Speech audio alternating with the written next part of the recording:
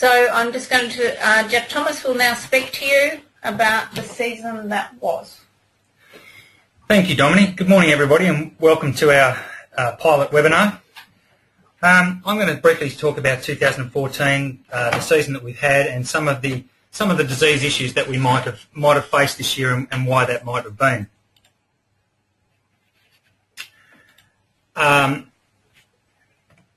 So to first understand the diseases that occurred this year, it's important to understand the inoculum that may have come into the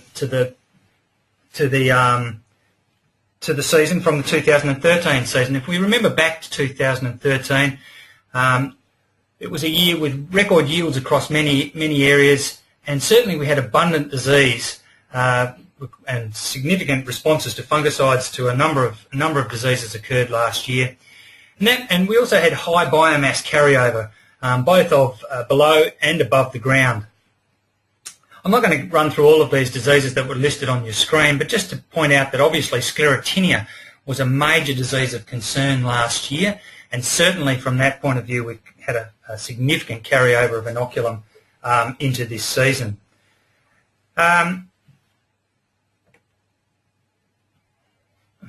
You'll have to excuse me while the computer goes slowly. The other major aspect, obviously, and probably the primary aspect of any disease outbreaks is the seasonal conditions. This season has been characterised by the fact that we had quite a dry summer and there was minimal green bridge through most of the wheat belt, with the break of the season occurring sort of late April, early May, and that really was the first rainfall in many areas. What that means is that some of those rust and virus diseases that were building up in the 2013 season, including the couple of new leaf rust pathotypes, were limited due to the low green bridge, and certainly there's been minimal outbreaks or very late outbreaks of those sort of green bridge type diseases. If we move into the season, we look at the season. It's very difficult to characterise across the whole of Western Australia the season we've had, but in general I think it's fair to say that June and August were probably drier than average in most areas, and that will have interrupted the development of many diseases. And certainly if we have a look at this Bureau of Met map at the bottom of the screen, you can see that certainly the northern and northeastern areas of the wheat belt suffered under some significant moisture stress, and that will have exacerbated some of those crown diseases that are worse under moisture debt. Certainly in the second half of the spring we've had some significant rainfall, and we're seeing continued disease development in some of those southern areas as well. I'm just going to run through a couple of diseases that have been problematic this year. Obviously one that's quite topical at the moment is crown rot. It's been widespread and damaging in crops, particularly those crops affected by moisture stress, and Daniel will be covering off some of the management issues to do with crown rot immediately following myself. What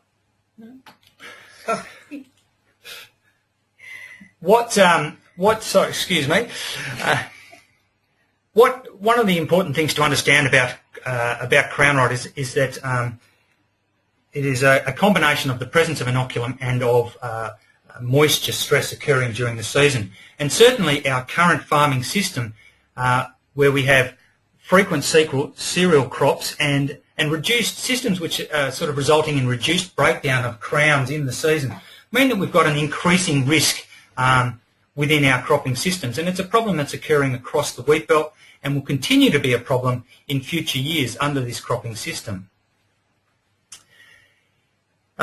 Just as an example of that, many of you will be aware of the GRDC-funded Focus Paddocks project that's been run out of the Department of Agriculture and Food over the last 5 years, where the project has characterised a number of variables associated with about 150 paddocks across our wheat belt. One of those things is to do predictor bee testing at the start of the season and characterise soil-borne inoculum. And if we have a look at these pie charts, we can see that the area that is in yellow, orange or red indicates paddocks with a level of inoculum, and across the course of this Focus Paddocks project we've certainly seen an increase in the number of paddocks with measurable levels of inoculum, and that has been certainly reflected wider across the wheat belt in terms of the occurrence of crown rot in paddocks. And as I said, Daniel will talk a little bit more about management in a second. Something we've seen this year, which is of interest, whiteheads in paddocks, and obviously a significant amount of this is crown rot. But is it all crown rot? If we look at the bottom of these plants and we peel away the leaf sheath at the bottom of the stem, we might see in crown rot plants this honey brown discoloration of the crowns, and often associated with this is some pink discoloration at the nodes from the fusarium fungus. However, in the Great Southern region, and certainly there's been some paddocks in the Jerramungup and Pingrup and Tenterden areas with significant amounts of whiteheads being exhibited in the paddock, but certainly not a case of moisture stress. When we look at those plants and we pull the plants out and look at the roots or peel back the leaf sheath, we can see that they are blackened, the roots are blackened and the crown is blackened.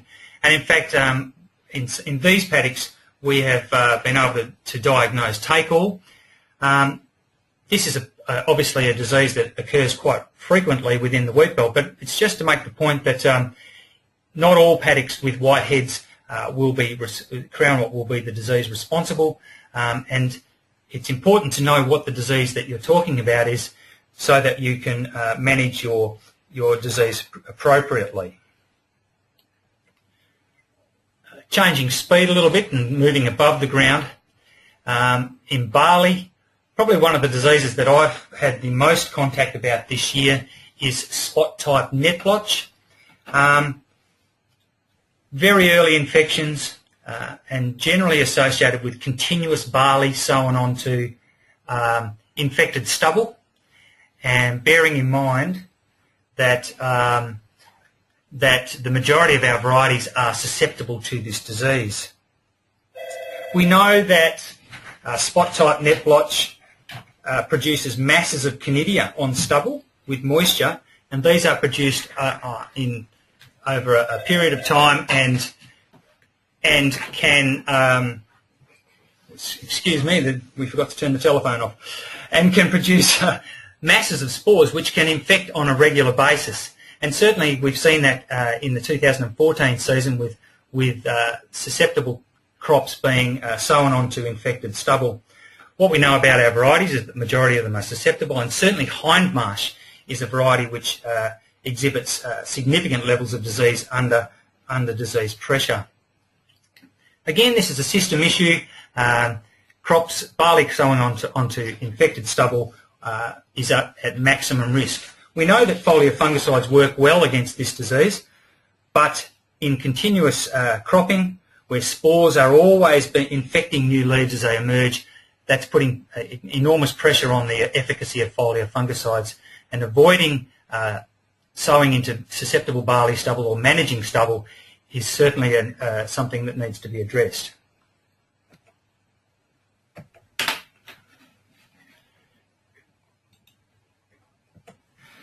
The other disease in barley that we've had significant concern with has been loose smut.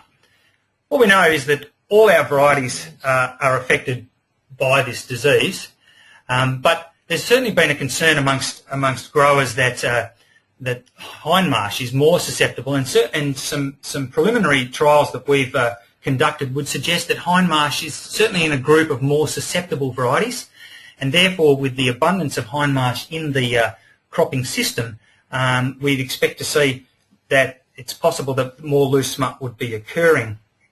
What we know about loose smut, and if you look at the picture on your screen, you can see that those spores are loosely held in the head as it emerged, and these spores are dispersed by wind to heads, adjacent heads.